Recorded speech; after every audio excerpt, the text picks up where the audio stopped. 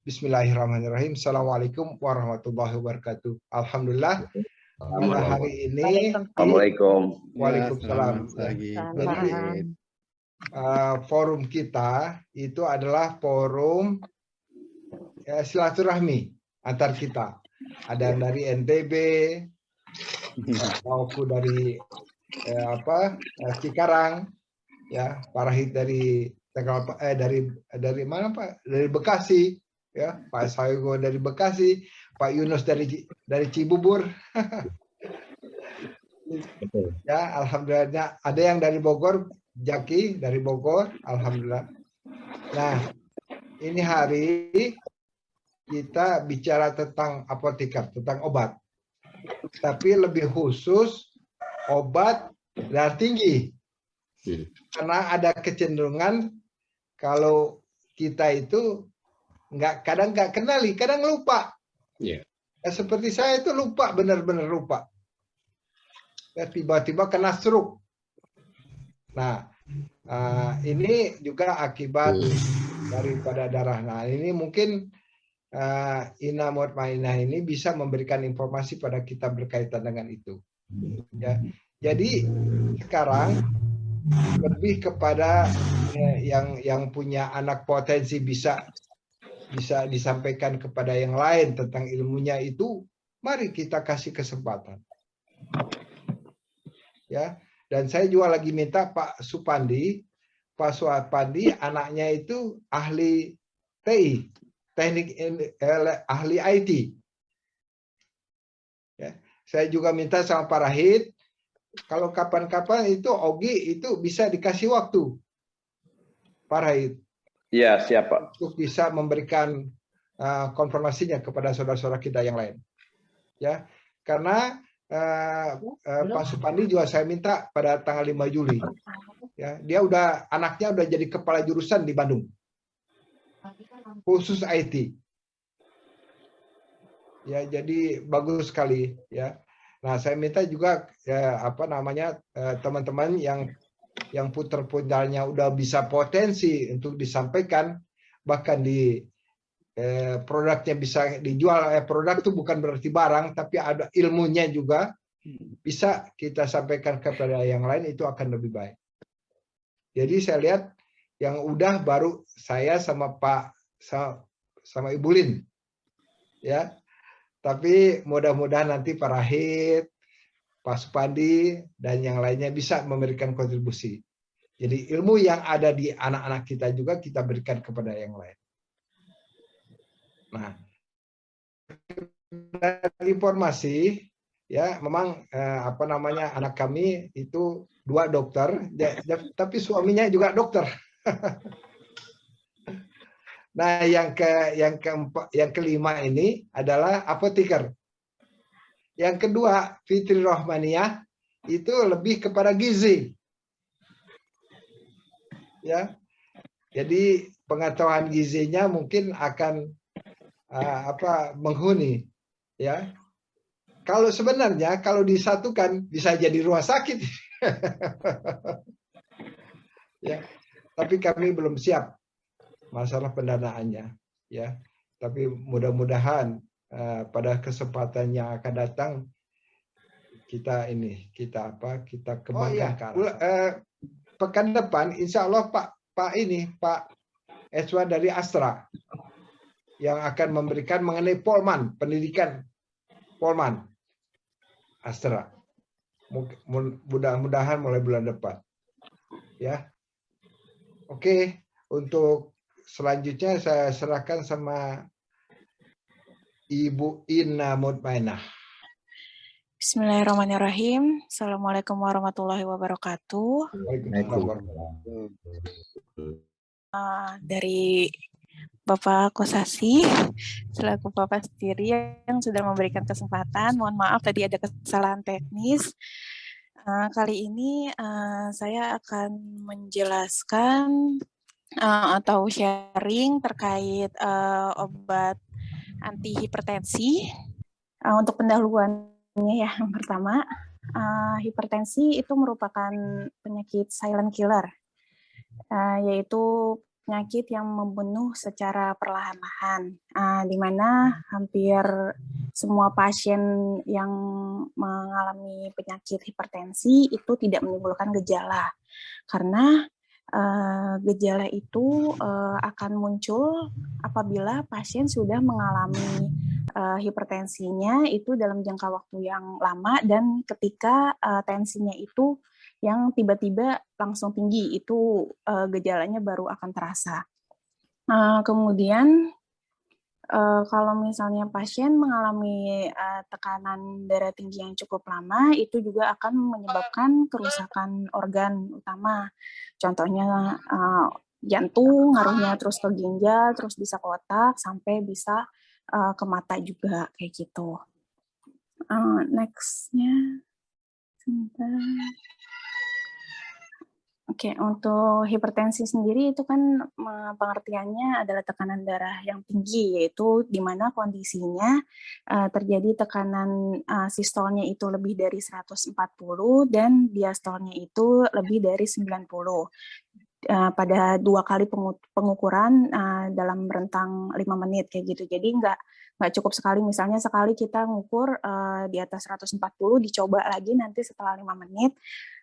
Kalau misalnya masih di atas 140 berarti itu udah termasuk kategori hipertensi gitu.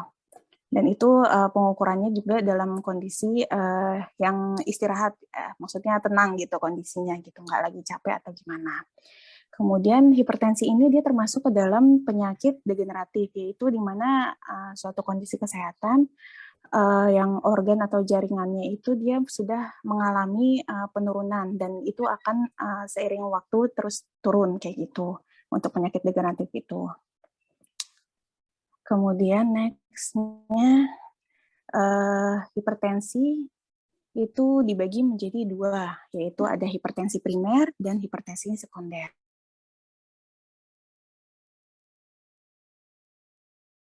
Sebagian besar pasien itu nggak mengetahui penyebabnya apa, jadi berhubungan sama faktor resikonya.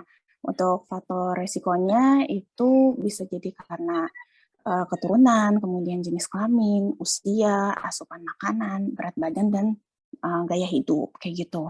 Kalau untuk hipertensi sekunder itu sudah diketahui penyebabnya, jadi misalnya memang karena ada kelainan dari organ tubuh atau sistem tubuh pasien, kayak contohnya ada riwayat penyakit diabetes atau riwayat penyakit gagal ginjal, seperti itu. Kemudian next-nya untuk klasifikasi tekanan darah ini dari GNC.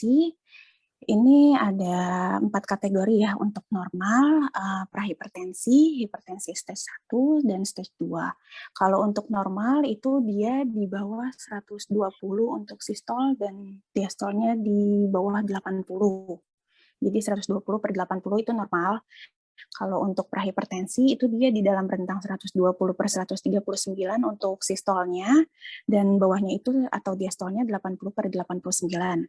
Kalau yang stage 1-nya itu untuk sistol 140/159 dan diastolnya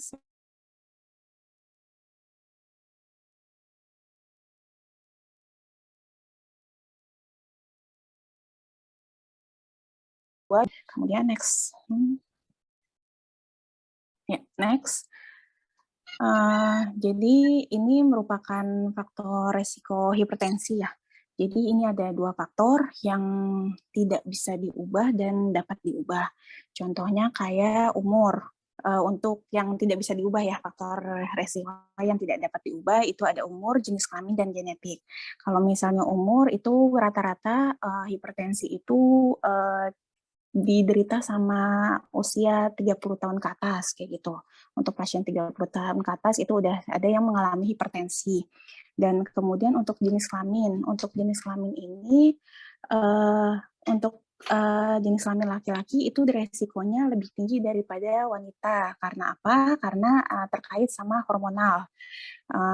Hormon estrogen itu sangat mempengaruhi untuk elastisitas pembuluh darah. Jadi karena wanita memiliki hormon estrogen, cenderung tensinya lebih rendah daripada laki-laki, seperti itu. Kecuali untuk wanita yang sudah menopause, karena kalau udah menopause kan produksi hormon estrogennya sudah berkurang. Jadi elastisitas pembuluh darahnya juga berkurang, seperti itu. Kemudian yang genetik kita tidak bisa dipungkiri lagi. Orang tua penyakit hipertensi berarti bisa jadi kemungkinan anaknya juga ikut kayak gitu menderita hipertensi.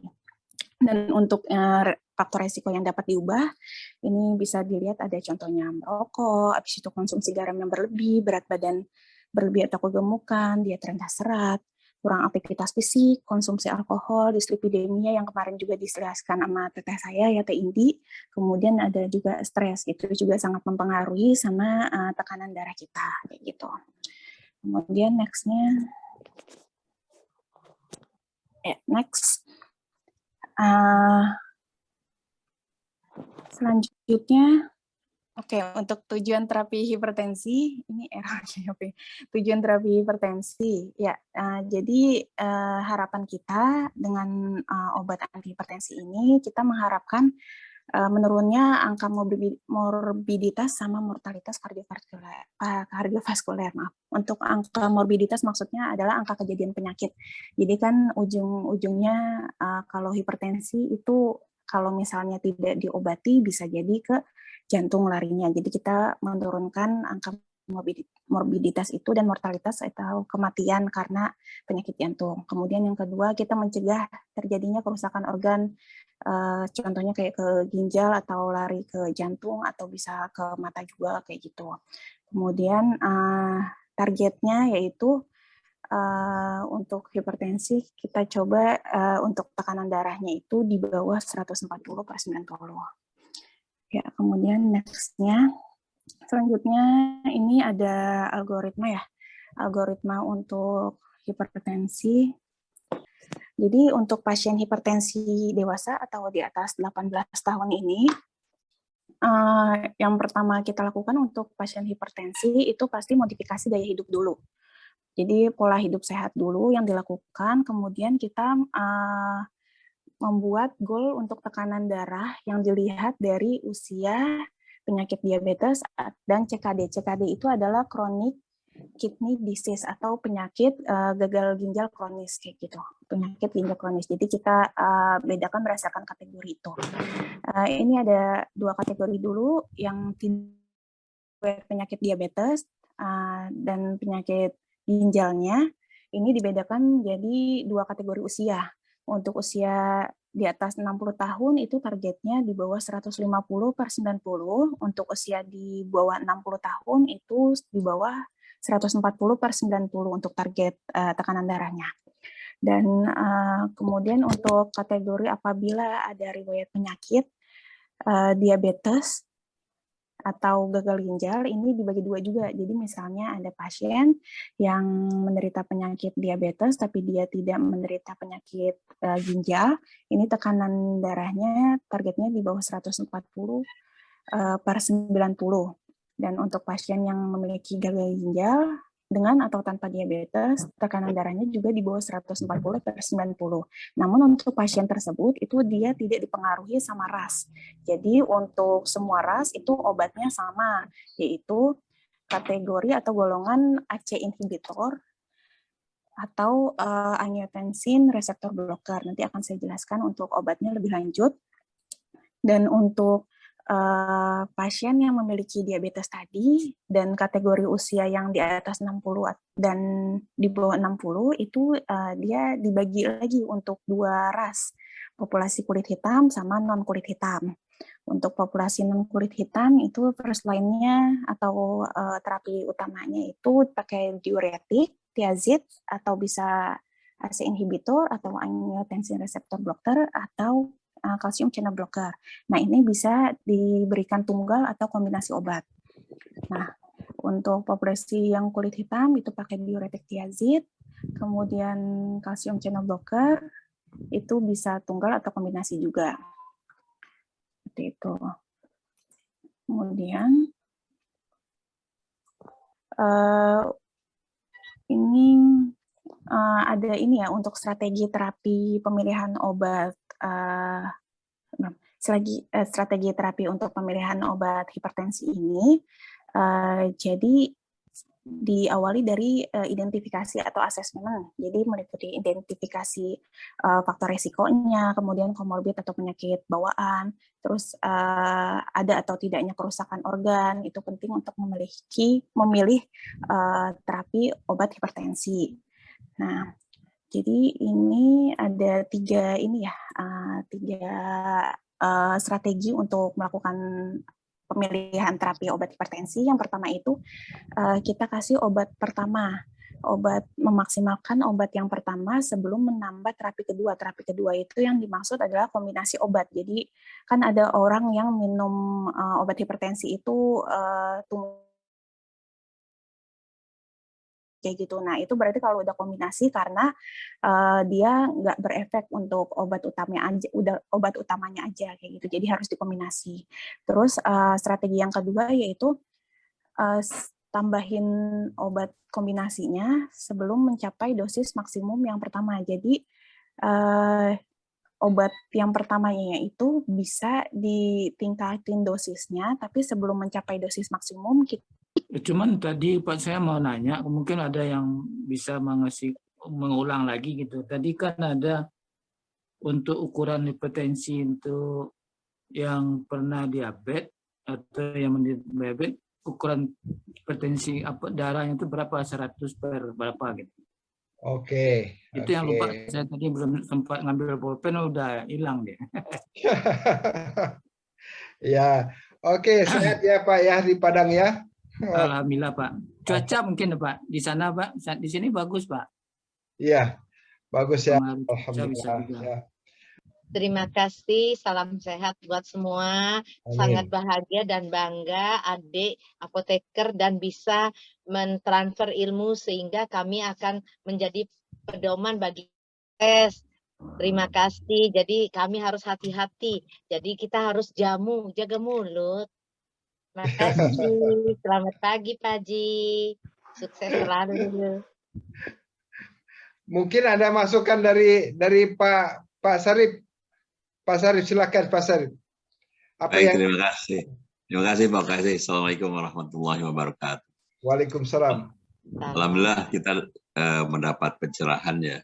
Sebetulnya ini lebih banyak pengingat ya. Iya, Jadi betul. memang yang seperti ini boleh diulang-ulang Pak Kosesi. Karena kadang-kadang kita kan suka ya lupa juga gitu, lupa kontrol kadang-kadang ya. Kemudian obat juga tidak disiplin dan sebagainya. Cuman saya tadi ingin menanyakan sebenarnya terkait dengan bagaimana menjaga pembuluh darah kita supaya selalu elastis gitu, sehingga tekanan darah kita juga bisa terjaga. Nah itu mungkin yang penting, apa ada makanan yang perlu dikonsumsi, apa yang harus dikurangi dan sebagainya. Karena biasanya tadi seperti Bu Dinda bilang jaga jamu katanya. Ya. Ini herannya tuh kita makin, saya juga umur udah 66 nih ya, jadi dengan umur sekian nih kok makan enak terus gitu ya. Dan pengennya semua dicoba gitu. Itu problem juga itu. Itu masuk kasih, terima kasih. Oke, terima kasih. Ya, mungkin tadi ada dua pertanyaan. Pertama berkaitan dengan dengan darah ya, apa namanya? Ya Pak Wasnadil itu dari Padang. Ya. Pak, saya ulangin Pak. Ya. Halo, Pak Sesi. Ya. Saya mau nanyanya kayak gini Pak. Kita kan penderita diabetes sekaligus jantung gitu Pak. Oh, diabetes jantung ya. Akibat dari diabetes kita tinggi 2 tahun yang lalu, larinya ke jantung. Cuma ukuran tensi saya itu cuma berkisar dari 129, 70 atau 80 gitu. Cuma salah satu obatnya tetap diberikan oleh spesialis jantung, obat hipertensi ini Pak. Itu saya mau nanya, itu apa gimana bagusnya gitu. Ada dua pertanyaan. Yang pertama, kalau seandainya udah kena diabetes, itu gimana menyikapinya supaya jangan seperti yang tadi Itu dari Padang, Pak Wasnadil. Yang kedua dari Pak Sarip, ya. Pak Sarip itu menanyakan tentang bagaimana supaya darah itu mengalir terus. Jadi darah itu tetap elastis. Oke. Ya, mungkin hal ini yang bisa belum yang lain nih, baru 2 nih. Iya, iya. 2 dulu ya, Pak. 2 dulu. Iya. Oke. Ya, silakan. Oke, izin jawab ya, Pak ya. Untuk yang pertama itu terkait dari Pak siapa, Pak? Maaf namanya. Pak Wasnadil. Pak Oh, Wasnadil tadinya Bekasi, sekarang udah di Padang. Oh ya. Itu ya Pak, ada riwayat penyakit diabetes sama jantung ya, dan diberikan obat hipertensi juga gitu ya. Iya, betul. Iya, jadi gini Pak, untuk hipertensi itu sebenarnya dia tidak bisa disembuhkan, jadi hanya bisa dikontrol. Makanya itu kenapa harus minum obat hipertensi secara teratur, karena kalau misalnya kita nggak minum obat secara teratur untuk hipertensinya, nanti tekanan darahnya itu tiba-tiba bisa melonjak dan itu malah bisa mengakibatkan komplikasi. Kayak gitu. Jadi meskipun tekanan darahnya itu sudah di bawah target ya, itu masih tetap harus minum obat karena kita harus mengontrol tekanan darahnya agar supaya tidak melebihi target yang tadi sudah saya jelaskan. Seperti itu, Pak. Oh gitu. Oke, terima kasih Bu. Ya, sama-sama Bapak. Sekarang bagaimana supaya darah elastisitas? Ya, untuk yang elastis tadi itu belum selesai udah itu ya Pak ya. Udah error. Jadi izin menjelaskan untuk terapinya itu kan jadi untuk hipertensi ada terapi farmakologis dan non farmakologis. Untuk terapi non farmakologisnya ini saya sebutkan ya Pak ya. Contohnya itu DAS atau Dietary Approach to Stop Hypertension. Mungkin itu udah dijelasin juga sama Teh Indi sebelumnya gitu. Jadi Dietary Approach to Stop Hypertension.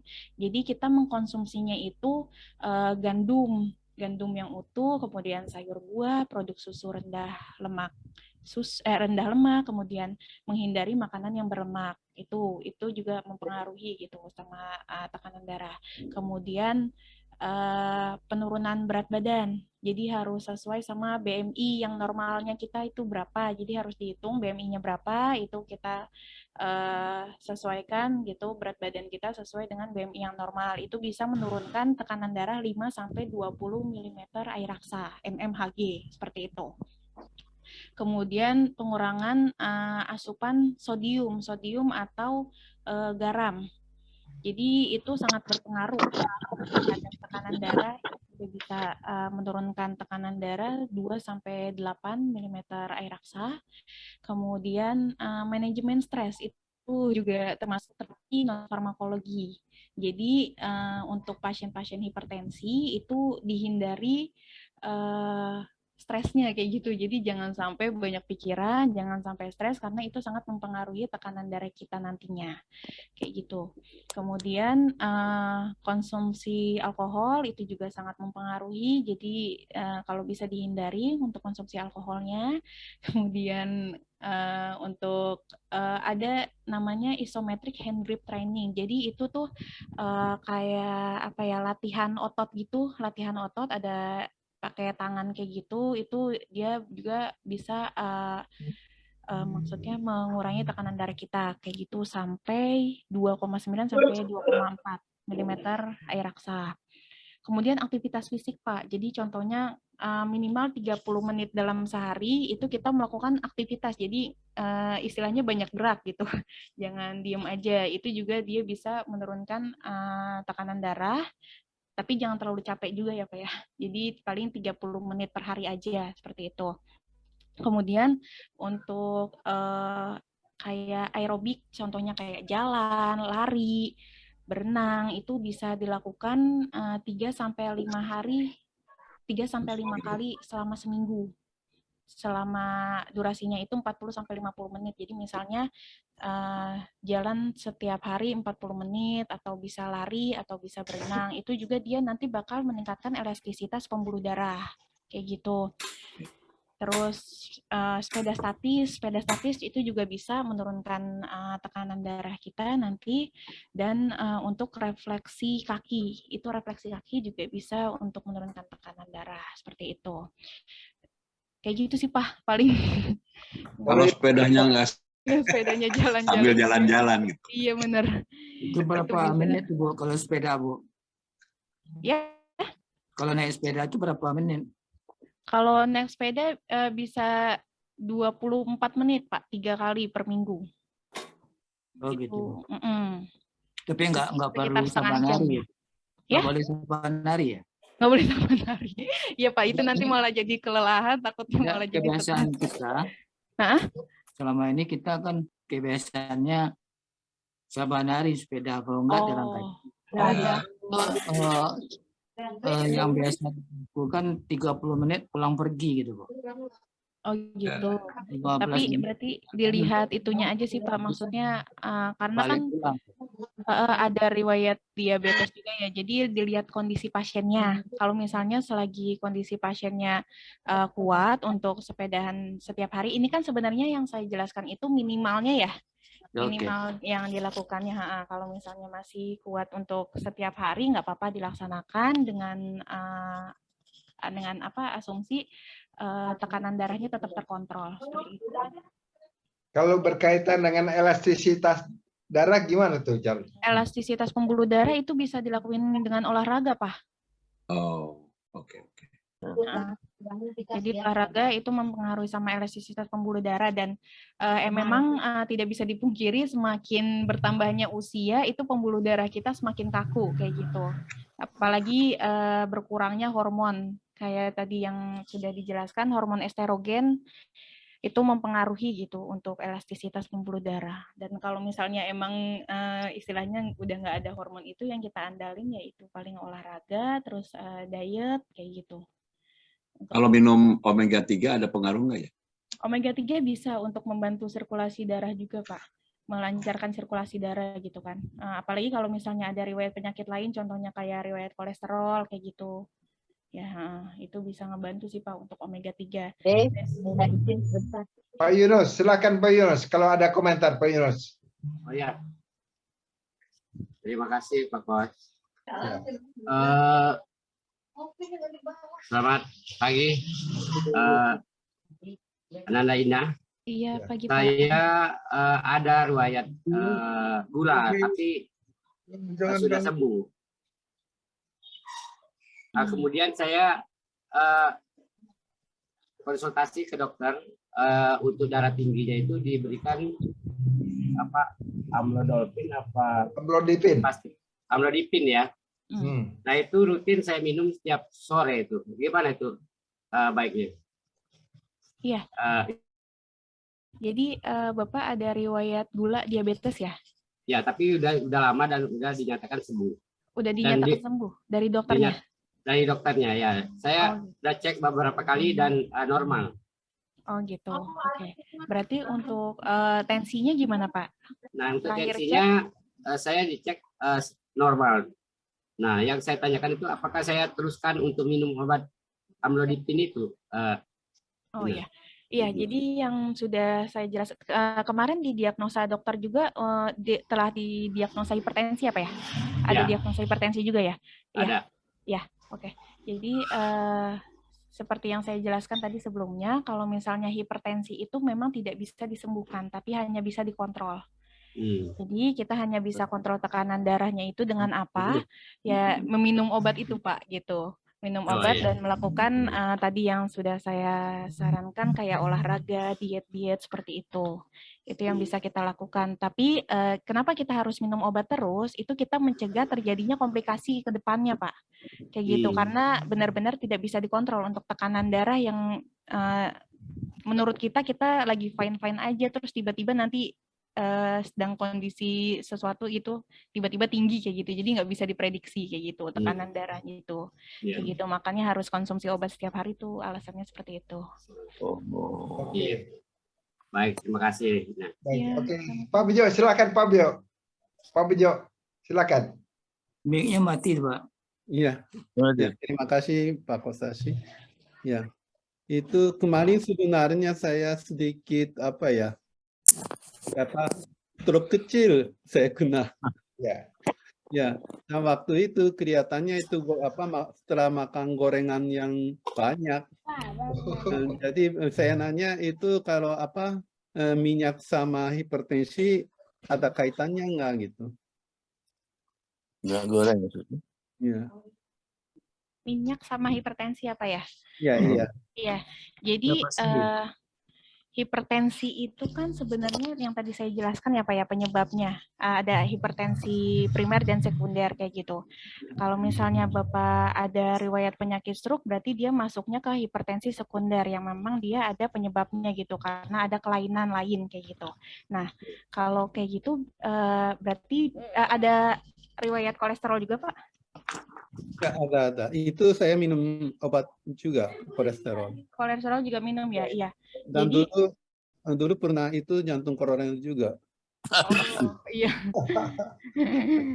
Sudah banyak simpanannya tuh. Iya. Iya, jadi ada beberapa riwayat penyakit ya Pak ya, mulai dari jantung koroner, stroke, dan kolesterol itu jadi dihubungkannya lebih ke kolesterolnya Pak. Jadi kita kan harus menjaga kadar kolesterolnya di dalam darah agar supaya tekanan darahnya itu tetap stabil atau dalam target yang kita harapkan kayak gitu. Kalau misalnya kolesterolnya tinggi di dalam darah, itu nanti otomatis kan tekanan darahnya juga bisa menjadi tinggi gitu. Istilahnya ada gumpalan-gumpalan gitu di dalam darah, jadi tekanan darahnya istilahnya ada nggak lancar, ada sumbatan seperti itu Pak. Nanti itu juga yang bisa menyebabkan yang itu, stroke itu gitu. Ya. Ya, Baik, nah. mungkin Pak Jul bisa kasih pertanyaan Pak Jul? Oh, bisa. Silakan. Ya, Assalamualaikum warahmatullahi wabarakatuh. Waalaikumsalam warahmatullahi wabarakatuh. Jadi gini, Mbak Ina, saya ini kan normal-normal aja. Cuman kemarin itu saya bilang ada janji sama dokter di rumah sakit ini untuk konsultasi, untuk periksa saya punya lutut. Nah, di dalam ini sampai di sana saya tensi saya kuat tinggi sekali, 90/196. Oh, Nggak pernah terjadi gitu. Jadi susternya bilang, Bapak duduk aja dulu Pak, nanti kita cek lagi. ya. Nah, setelah ya berapa jam lebih gitu, cek lagi. Turun 90/143, 147. Nah, baru boleh ke dokter kan, saya diperiksa dulu tensi, kemudian sudah tensinya sudah gak ini, baru konsultasi sama dokter. Saya nggak tahu kenapa penyebabnya Mbak Ina ya. Jadi saya selama ini darah saya, tensi saya normal aja. Yang pertama, yang kedua diabetes tidak ada, di normal juga. Kolesterol agak tinggi sedikit, tapi masih di bawah 200. Kemudian kalau sambung urat bagus, cuma lutut saya yang jadi agak masalah tuh. Nah itu kira-kira berapa itu? Apa saya harus pakai minum obat atau enggak? Sudah itu setelah itu nggak tinggi lagi gitu loh. Oh berarti tingginya pas saat itu aja ya Pak ya? Pak Jul itu usianya udah 82 Pak. Ini Ina. Oh iya. Pernah coba tensi lagi Pak atau baru sekali kemarin pengukuran tensi tinggi setelahnya normal atau pernah tinggi lagi kayak gitu mungkin? Nah, setelah itu masih normal-normal aja. Setelah itu masih 147/90, 147/80. Itu pun kita ada di sini untuk ukur gula, kadarnya berapa gitu. Kolesterol juga ada. Jadi, tapi bisa terkontrol. Cuman saya seketika itu bisa begitu loh. Oh, iya. Dan itu kata dokter bahaya ya. 196 itu katanya kalau 200 Pak Jul bisa bisa kolaps katanya gitu. Iya betul. Kenapa? Apa yang Kemarin apa yang dari dokternya gimana Pak? Diresepin obat, sorry. ya saya dokternya bilang mungkin Bapak lagi marah ya. Ya saya bilang sih ya memang agak marah. Memang di jalan itu ada yang saya itu kan ada yang suatu masalah sehingga saya agak marah gitu. Jadi rupanya situasi seketika itu situasi pikiran kita ya. Iya, bisa, Itu Pak. itu yang pengaruh kali ya. Saya nggak ngerti Iya. itu Pak. Sangat mempengaruhi tadi yang sudah saya jelaskan juga. Jadi makanya kenapa pasien hipertensi itu harus dihindari dari banyak pikiran, tingkat stres itu harus dihindari gitu karena itu sangat mempengaruhi sama tekanan darah. Itu lumayan Pak, bisa menurunkan 7,5 mmHg atau milimeter air raksa gitu untuk ketika kita tidak dalam kondisi stres ya. Kayak gitu. Itu lumayan tinggi. Jadi kemungkinan ya itu dipengaruhi sama pikiran dan kondisinya mungkin kelelahan kayak gitu, Pak. Iya.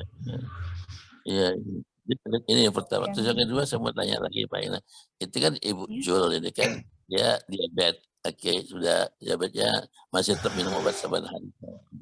Terus yang kedua tensinya rendah. Itu kemarin diukur itu 90/53 dan kemudian setelah itu 1-2 jam lagi diukur nggak berubah, naiknya sedikit jadi 90/57, masih tetap di bawah 60. Nah kira-kira memang ada perlu minum obat nggak tuh Mbak Ina? Ada diresepkan obat hipertensinya nggak Pak sama dokternya? Ada. Ada. Ada. Tunggal atau kombinasi obatnya apa Pak? Kalau Kombinasi ya. Ya. Kalau kombinasi berarti mungkin bisa itu lagi Pak, dikonsultasikan sama dokter. Kalau saya kan nggak bisa meresepkan ya, saya hanya maksudnya bisa menyarankan aja kayak gitu. Jadi paling kalau misalnya obatnya kombinasi dan ternyata dari kombinasi itu maksudnya. Iya. Ya, kalau obat kombinasi tadi tanya lagi ke dokter, mungkin ada yang perlu dikurangin atau gitu ya? Iya Pak, seperti itu. Gitu. Jadi kalau misalnya memang ada maksudnya tanda-tanda seperti itu harus dikonsultasikan Pak sama dokter gitu. Jadi nggak bisa dari kita yang tiba-tiba ngurangin obat atau tiba-tiba nggak minum obat kayak gitu nggak bisa karena nanti yaitu yang saya jelaskan bisa bertambah parah komplikasinya untuk hipertensi. Oke Pak Jo. Saya kira cukup. Terima kasih Pak Jo. Pak Sogo nih yang bantu kita nih mengenai kendaraannya. Pak Sogo silakan. Pak Sogo. Terima kasih. Assalamualaikum. Waalaikumsalam warahmatullahi wabarakatuh. Yang saya mau tanyakan, jadi hipertensi itu kan kebetulan saya hipertensi juga. Jadi kaitannya dengan berat badan dan pola makan. Nah ini yang saya mau tanyakan, gimana pertama menurunkan berat badan dengan pola makan yang seperti apa, dan untuk mempertahankannya itu harus bagaimana? Itu aja sih. Terima kasih. Oke. Pak saya udah coba olahraga apa kalau boleh tahu Pak? Jalan kaki, keliling Rawalumbu. Sudah rutin Pak? Ya alhamdulillah rutin, ini karena kepotong ini aja jadi nggak. Oh iya. Biasanya sehari udah. Berapa lama? Kurang lebih setengah jam. Kurang lebih setengah jam ya untuk jalan kaki ya? Iya. Itu setiap hari ya? Setiap hari. Setiap hari, iya. Mungkin kalau dari pola makannya gimana Pak? Maksudnya nafsu makannya yang semakin tinggi atau sulit dijaga atau gimana? Ya kalau makan sih selama ini buat saya nggak ada pantangan gitu, makan aja gitu ya. Jadi ya buat saya karena makan enak terus normal aja. Nah, jadi makan aja gitu. Nah, cuman yang sekarang ini saya coba baru saya coba, saya belum tahu hasilnya. Jadi pokoknya jam 9 itu jam 8 atau setengah 8 malam saya berhenti makan apapun. Nanti jam 8 saya baru makan lagi gitu. Tapi kalau nasi sehari berapa kali, Pak? Yang sekarang baru saya coba sekali. Oh, baru dicoba Jadi sekali. siang aja saya coba siang makan nasi gitu. Itu pun juga nggak banyak porsinya. Iya sih Pak, paling itu bisa coba. Emang nasi tuh sangat mempengaruhi sih Pak untuk berat badan kan. Jadi kalau bisa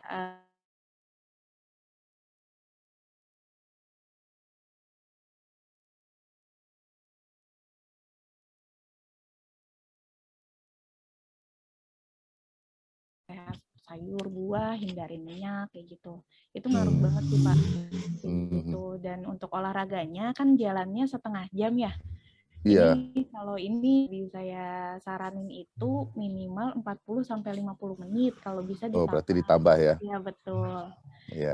Untuk waktunya. Kayak gitu sih Pak paling. Oke. Iya. Makasih, Nak. Makasih ya. Mungkin Pak Yan ada yang mau disampaikan? Pak Yan? Cukup jelas. Saya ada satu lagi Pak Kos. Oh ya, silakan. Saya itu dikombinasikan dengan obat simvastatin ya, dan nah itu kolesterol itu. Nah ini selalu berbarengan dikasihnya dan saya minum. Ya. Nah, gimana tuh Ina? Oh ya, oke Pak. Kalau misalnya simvastatin juga kan itu kan ngaruh gini. Kolesterol itu kan ngaruh ke tekanan darah ya Pak ya? Iya. Ya, jadi kalau misalnya kolesterolnya tinggi, tekanan darahnya juga itu dia bakal tinggi juga gitu. Makanya kenapa Bapak harus minum statinnya juga, yaitu untuk menjaga kolesterolnya biar berada di dalam batas normal gitu, jangan sampai tinggi kayak gitu. Makanya ya harus dijaga yang tadi saya jelasin, kita harus menjaga kolesterol di dalam darah kayak gitu agar tidak mengganggu tekanan darah kita. Iya. Oke, terima kasih Ina. Alhamdulillah. Terima kasih semuanya sudah memberikan kontribusi yang sangat baik. Saya minta tolong Pak Pri. Pak Sesi. Ya, silakan. Tanya satu lagi Bu Ina. Iya. Bapak. Silakan, ini dari Padang nih jauh. 65 tahun. Riwayat diabetes. Tapi kalau sekarang diabetes udah 2 digit puasa. Paling tinggi kalau 2 jam setelah itu 129, 130 gitu. Cuma jantung ini Bu. Nah, tadi kan ada mengenai BMI. BMI yang normal itu gimana Bu? Ukuran saya gitu. BMI yang normalnya untuk itu harus diketahui Pak berat badannya berapa gitu. Berat badan tinggi ya? Iya, berat badan sama tingginya. Iya. Habis itu Bu. Maaf Pak, dikurangin aja atau ada BMI-nya atau apanya? Maaf. BMI-nya. Kita umur 65. Iya, kalau BMI itu dia perhitungannya kan berdasarkan berat badan sama tinggi badan. Kalau boleh saya bantu hitung mungkin berat badannya berapa, tinggi badannya berapa, nanti saya hitung untuk BMI-nya berapa untuk Bapak gitu. Iya. Kalau tinggi 169. Tinggi 169. Iya. Untuk berat badan 61. Bagus dong. Oh iya, bagus dong. Bagus. Bagus Pak Wasnadil itu ya. Alhamdulillah ya. Sehat terus semuanya ya. Iya, insyaallah Pak. Jadi itu tadi. Ya. Ya. Terima kasih banyak Bu Ina, banyak yang bisa dibantu. Cuman tadi saya pernah dengar itu tadi diabetesnya udah bagus gitu Pak. Apa tadi? Apa yang bisa hilang ketika atau harus tetap pertahankan yang Bu Ina bilang tadi gitu. Jaga pola makan. Itu aja Bu, kepastian tadi itu apa ya memang bisa diabetes ini hilang seketika atau tadi. Kalau menurut saya belum bisa gitu. Harus tetap jaga pola makan dan stres kita gitu. Harus tetap dijaga. Terima kasih banyak. Assalamualaikum warahmatullahi wabarakatuh. Waalaikumsalam. Waalaikumsalam Terima warahmatullahi kasih. Ini waktu juga yang membatasi kita nih. Mudah-mudahan kita bisa. Nah, jangan lupa pekan depan itu Pak Edward nih. Pak Edward udah ada di kita bicara mengenai pendidikan politeknik yang di Astra. Kita pengen tahu bagaimana pola pendidikan teknik yang dilakukan oleh Polman Astra. Ya, Insya Allah minggu depan kita akan sama-sama kumpul seperti ini. Ya, terima kasih sekali lagi Ina Mutmainah yang sudah memberikan sharingnya kepada kita semua. Ya, jangan lupa tanggal 9 kita akan kunjungan industri. Ya, tanggal 9 Agustus. Ya, kita akan kunjungan industri. Boleh pakai bis, boleh jalan sendiri. Ya, bis kita siapkan di Bidakara. Ya, kalau yang jalan sendiri langsung aja. Toh lokasinya udah tahu. Sekarang yang sudah daftar ada 29 orang. Banyak Ya, cukup banyak. Udah Masih bisa daftar nggak? Masih. Ya, jadi hari ini anak-anak udah siap-siap, sedang pembukaan sama Ustadz Hikmah. Oh ya. Tolong diperlihatkan dong anak-anaknya. Ke Gunung Halimun.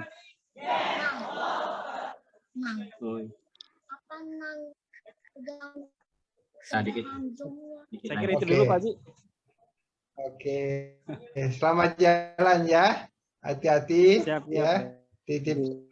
Ya, terima kasih. Assalamualaikum warahmatullahi wabarakatuh. Waalaikumsalam warahmatullahi wabarakatuh. Waalaikumsalam warahmatullahi wabarakatuh. Sehat semua. Sehat semua ya.